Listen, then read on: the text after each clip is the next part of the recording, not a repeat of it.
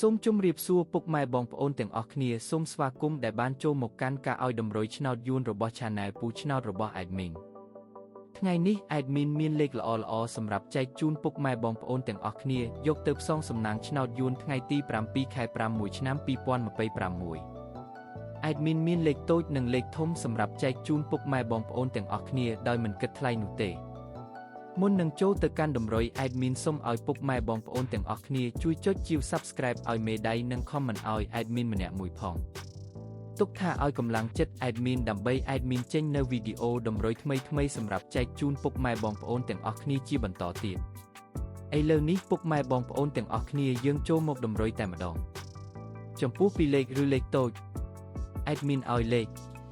78 65 44 31ចំពោះ3លេខឬលេខធំប៉ុស្តិ៍ ABCD Admin ឲ្យលេខ211គុណនិង837គុណឬឯលេខអូសខ្ទង់ Admin ក៏ឲ្យដូចគ្នា Admin ឲ្យអូសលេខ40អូស